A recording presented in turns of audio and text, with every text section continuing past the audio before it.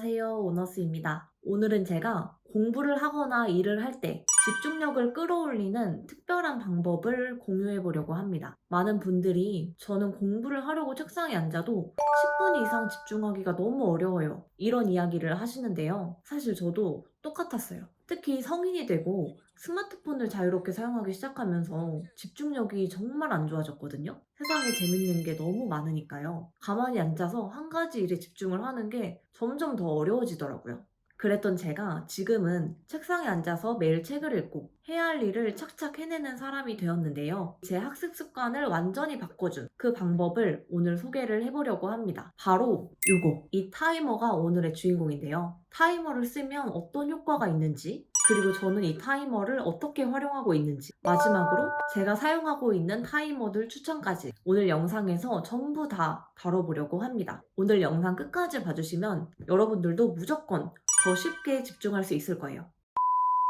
혹시 포모도로 집중법에 대해서 알고 계신가요? 포모도로 집중 방법은 1980년대 후반 프란체스코 시릴로라는 사람이 제안한 시간관리 기법인데요. 타이머를 사용해서 25분간 집중을 하고 5분간 휴식하는 것을 반복하는 집중 방식이에요. 포모도로라는 이름은 이탈리아어로 토마토를 뜻한다고 해요. 프란체스코 시릴로라는 사람이 토마토 모양의 요리용 타이머를 사용한 것에서 이름이 유래했다고 합니다. 저는 이 포모도로 방식을 처음 접했을 때 타이머를 사용하는 것, 25분간 집중하는 것, 이 두 가지가 굉장히 좋게 느껴지더라고요. 그래서 저도 몇 년 전부터 이 타이머를 사용해서 30분 정도씩 사이클을 만들어서 집중하는 방법을 사용해보기 시작했습니다. 그때 시작한 그 방법이 저한테는 효과가 너무 좋아서 지금은 책상에 앉으면 무조건 이 타이머부터 켜고 할 일을 시작하고 있어요. 제가 느낀 타이머의 효과는 크게 4가지 정도인데요. 첫 번째, 시작하기가 쉬워집니다.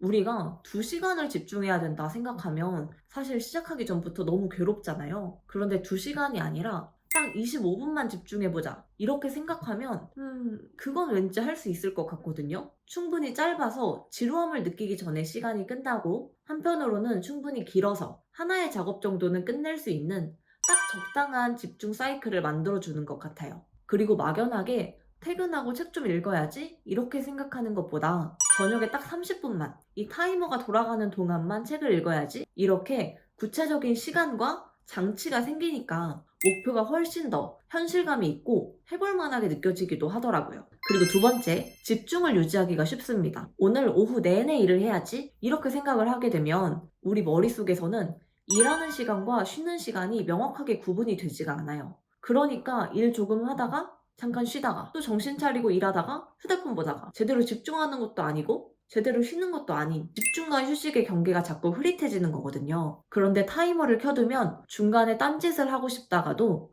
이번 타이머만 끝내고 하자 생각하게 되어요. 남은 시간, 길어봤자 2, 30분만 지나면 확실한 쉬는 시간이 보장이 되니까요. 우리가 1시간은 못 참더라도 2, 30분 정도는 참을 수 있게 되는 거죠. 그 덕분에 그 30분만큼은 온전하게 집중하는 효과를 누릴 수가 있습니다. 세 번째, 30분의 가치를 알게 되었습니다. 저는 예전에는 책을 읽거나 일을 하거나 이렇게 집중을 하려면 최소 한두 시간은 있어야 한다고 생각을 했거든요. 그래서 생활을 하다가 2, 30분 정도 여유 시간이 남으면 그 시간을 그냥 버렸어요. 그런데 이 30분 타이머를 습관으로 만든 뒤로 이 30분 동안에도 집중을 하면 충분히 의미 있는 일을 할 수가 있는 거구나, 이걸 깨닫게 된 거예요. 우리가 정말 피곤한 날에도 30분 앉을 힘 정도는 낼 수가 있잖아요. 그렇게 하루 30분씩 꾸준히 모으고 모은 덕분에 잠깐이라도 책상에 앉는 거를 습관으로 만들고 제가 하고자 하는 일들을 더 많이 할 수 있게 되었습니다. 마지막으로 시간 관리가 쉬워집니다. 이건 저도 예측하지 못했던 장점인데요. 저는 30분 타이머를 습관으로 만들게 된 후로 시간을 관리하는 게 굉장히 편해졌어요. 책 읽기, 일하기 뿐만 아니라 집안일, 휴식까지도 모든 작업을 30분 단위의 블록으로 쪼개기 시작했거든요. 이제는 하루가 할 일들의 나열으로 보이는 게 아니라 여러 30분 블록들의 조합으로 보이기 시작하는 거예요. 예를 들어서 나에게 2시간의 여유 시간이 있다고 가정을 해볼게요. 그러면 이 2시간을 통으로 쓰려고 생각하는 게 아니라 30분 단위의 블록 4개가 있다고 생각하는 거예요. 그러면 이 4개의 타임 블록에 무엇을 채울지 고민만 하면 되더라고요. 타임 블록을 기준으로 시간 관리를 한 뒤로 하루를 조금 더 생산적으로 보낼 수 있게 되었어요.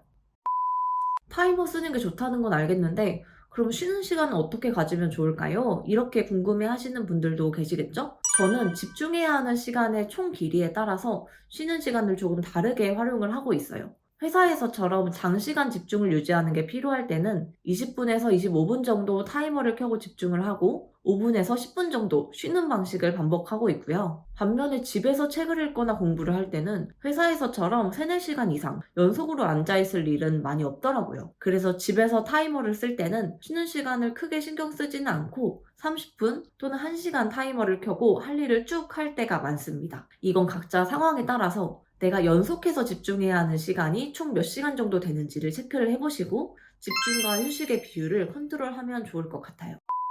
그런데 이 타이머를 써도 여전히 우리의 집중력을 망가뜨리는 악마 같은 존재가 남아있는데요. 바로 휴대폰입니다. 타이머를 아무리 켜놔도 집중력이 살짝 흐려지려고 하면 나도 모르게 휴대폰에 손이 가더라고요. 저도 고민이 많았거든요. 그러다가 정말 좋은 방법을 찾았어요. 그게 바로 휴대폰의 타임랩스 촬영 기능입니다. 사실 타이머를 썼을 때도 효과를 보긴 했지만 이 타임랩스까지 같이 사용한 뒤로는 제 집중력과 생산성이 진짜 미친 듯이 올라갔습니다. 이 방법도 간단한데요. 휴대폰 기본 카메라를 보면 타임랩스라는 기능이 있어요. 아이폰은 타임랩스, 갤럭시는 하이퍼랩스라는 기능이 있습니다. 이 타임랩스 기능을 켜고 이렇게 공부하는 내 모습이 화면에 담길 수 있도록 촬영 구도를 맞춰둬요. 그리고 30분 동안 타이머를 켜고 집중을 해보는 거예요. 엄청 간단하죠?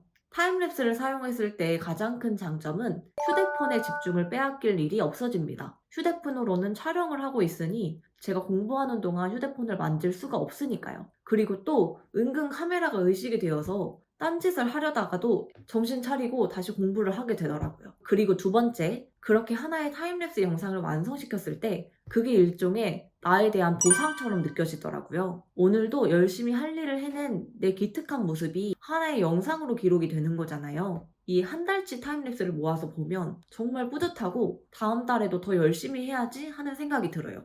이렇게 내가 뭔가를 열심히 하는 게 영상 기록으로 남는다는 건 여러분들께도 큰 동기부여와 힘이 되어줄 겁니다. 저는 그렇게 찍은 타임랩스 영상들을 SNS에 꾸준히 기록하는 것도 추천을 드려요. 단순히 소장용으로 기록하는 것을 넘어서 내 노력과 성장을 공유하는 행동으로 이어보는 건데요. 꾸준하게 노력하는 모습들을 공유하다 보면 거기에서부터 얻는 긍정적인 피드백이나 상호작용들이 분명히 있거든요. 그런 긍정적인 피드백과 성취감이 이 집중하는 하루의 시간들을 조금 더 재미있게 만들어주는 것 같아요. 타임랩스를 켜고 공부를 하는 것을 더 꾸준하게 이어주게 만드는 동기부여가 되기도 합니다. 저는 이렇게 타이머와 타임랩스를 200% 활용해서 집중력도 높이고 동기부여, 성취감까지 다 잡는 저만의 습관 체계를 만들었습니다. 저는 타이머를 워낙 좋아하고 워낙 잘 사용하다 보니까 집에 타이머가 굉장히 많아요. 그래서 제가 가지고 있는 타이머들을 간단하게 리뷰하고 추천도 해보려고 합니다. 첫 번째로 소개해드릴 건 기본 타이머인데요. 제가 처음으로 산 타이머입니다. 가격이 저렴해서 타이머에 입문하기에는 괜찮은데 추침 소리가 꽤 큰 편이에요. 초침 소리에 예민한 분들은 피하시는 것을 추천드립니다. 독서실이나 회사같이 조용한 곳에서 사용하기는 조금 힘든 게 단점이고요. 타이머 시간이 끝나면 무조건 이렇게 종료음이 울려요. 두 번째 제품은 이 커다란 흰색 타이머입니다. 크기가 제일 커서 시원시원하고 예쁘지 않나요? 타임랩스를 찍을 때는 확실히 이렇게 존재감이 있는 타이머가 예쁘긴 하더라고요. 다만 이것도 아예 무서움은 아니고 초침 소리가 조금 있습니다. 그리고 종료음이 좀 큰 편이에요.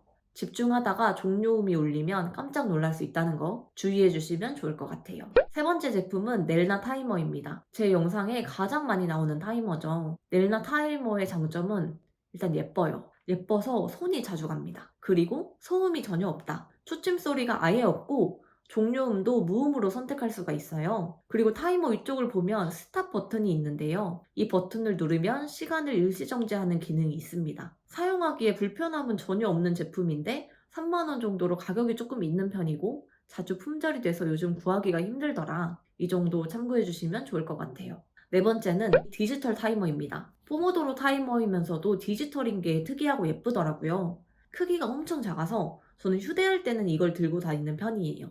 이 제품도 마찬가지로 초침 소리가 전혀 없고요. 종료음은 소리, 진동, 무음 중에서 선택이 가능합니다. 이 버튼을 이용해서 시간을 설정을 할 수가 있고 타이머 돌아가는 중에 버튼을 한 번 더 누르면 시간을 정지하는 것도 가능해요. 다만 LED 화면이다 보니까 타임랩스를 찍을 때 주변이 밝으면 화면이 잘 안 보일 때가 있습니다. 한 가지만 구입을 하신다면 저는 무소음인 제품을 사용하는 게 활용도가 좋지 않을까 개인적으로 생각을 합니다. 제가 말씀드린 것들 참고해서 여러분들도 운명의 타이머를 한 가지 만나보시기를 바랄게요. 오늘은 이렇게 저의 갓생 최애템 타이머의 모든 것에 대해 설명하는 시간을 가져봤는데요. 제가 말씀드린 타이머와 타임랩스 조합으로 딱 한 번만 해보시면 진짜 집중력이 확 높아지는 경험을 하실 수 있을 거예요. 딱 한 번만 시도해보시고 효과가 좋았다면 댓글로도 꼭 알려주세요. 오늘 영상도 이렇게 마무리를 해보려고 하는데요. 오늘도 이렇게 긴 영상 봐주셔서 감사드리고 궁금한 점이 있다면 댓글로 남겨주세요. 그럼 다음 영상에서 만나요. 여러분 행복하세요. 안녕.